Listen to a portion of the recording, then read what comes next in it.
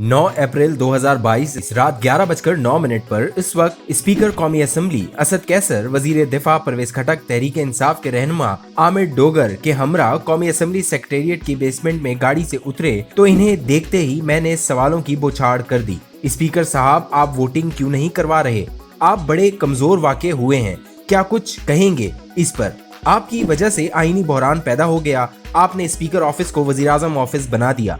Senior सहाफ़ी और तजियाकार एजाज सैयद के मुताबिक जो ही मैंने आखिरी सवाल किया, साबिक स्पीकर अपने साथियों और कौमी असम्बली के चीफ सिक्योरिटी अफसर sergeant and arms mister Ashfaq के हमरा लिफ्ट में दाखिल हो चुके थे, जिसका दरवाजा आहिस्ते आहिस्ते बंद हो रहा था कि इतने में मुझे एक गाली की आवाज सुनाई दी। लेकिन यकीन बिल्कुल ना आया कि स्पीकर साहब सवालों का जवाब गाली से देंगे। दरअसल इस वक्त असद कैसर इमरान खान से वजीर-आज़म हाउस में एक ऐसी ही जान अंगेज मुलाकात करके आ रहे थे जिसमें इनका मुस्तकबिल तय हो चुका था।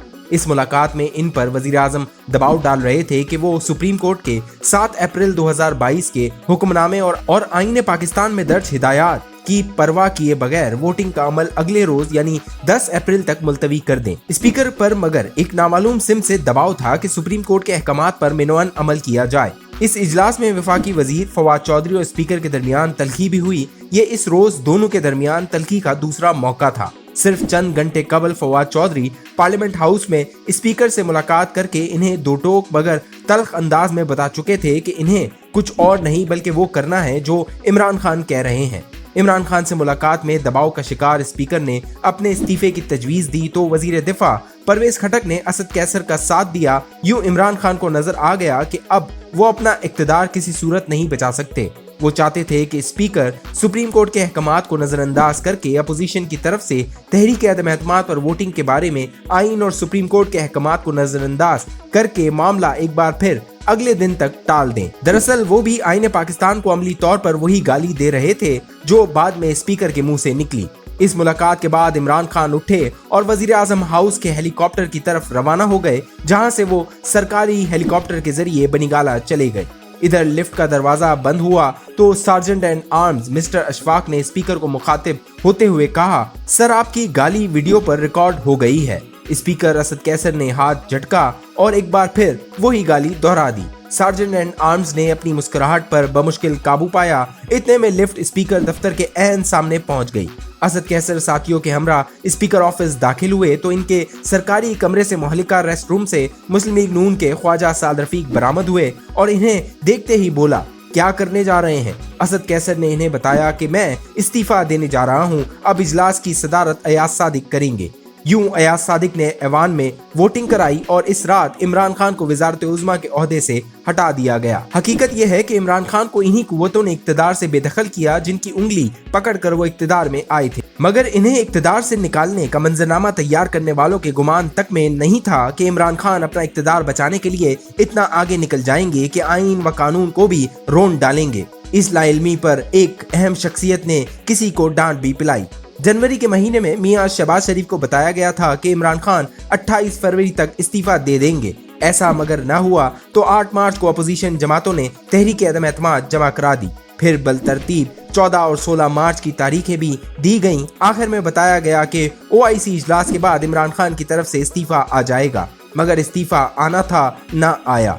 27 मार्च को इस्लामाबाद में जब इमरान खान ने जलसे से खिताब में अमरीकी साजिश के जरिए खुद को इक्तदार से हटाए जाने का दावा किया तो अवामी रद्द-ए-अमल देखकर इन्हें निकालने वाले खुद डामाडोल हो गए। फिर एक इजलास हुआ और चंद पर्दा नशीनों की वजह से इमरान खान को बचाने के अमल से दूर रहने के फैसले पर मुस्तकिल मिजाजी का मुजाहरा करने पर इत्तफाक किया गया।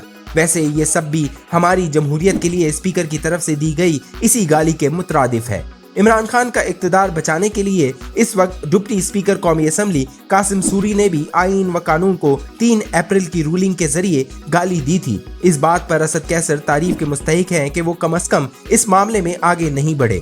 डिप्टी स्पीकर की गैर आईनी रूलिंग पर मेरी इनसे मुलाकात हुई तो वो अपने इकदाम पर नादिम होने की बजाय फख्र कर रहे थे। ये अलग बात कि सुप्रीम कोर्ट ने 7 अप्रैल 2022 को अपने हुक्मनामे में इनकी रूलिंग को गैर आईनी करार दे दिया था। ये अलग बात कि सुप्रीम कोर्ट ने 7 अप्रैल 2022 को अपने हुक्मनामे में इनकी रूलिंग को गैर आईनी करार दे दिया। यूं इमरान खान की तरफ से 3 अप्रैल को ही असेंबलियां तहलील करने का हुक्म भी रद्दी की टोकरी में चला गया। 9 अप्रैल की रात इमरान खान इन 22 बदकिस्मत वज़राए आज़म की फहरिस्त में शामिल हो गए जो 1973 के आईन में दर्ज 5 साल मुद्दत पूरी नहीं कर सके। दरअसल पाकिस्तान में वज़राए आज़म और सियासी जमातों को इक़्तिदार से बेदखल किया जाता रहता है क्योंकि यहाँ मुस्तकिल तौर पर मुक़्तदरा ही फैसला साजी के अमल में नुमाया रही है।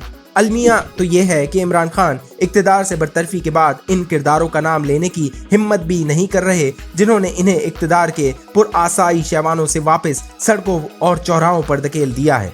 इमरान खान अपने इक़्तिदार के कातिलों की बजाय अमेरिका को गाली दे रहे हैं। ये गाली मशहूर भी बहुत हो रही है क्योंकि हमें बचपन से पढ़ाया गया है पाकिस्तान में जो वाक़यात समझ ना आए वो या तो एजेंसियों की कार्रवाई होते हैं और ऐसा न हो तो अमेरिका इसमें ज़रूर मुलव्विस होता है।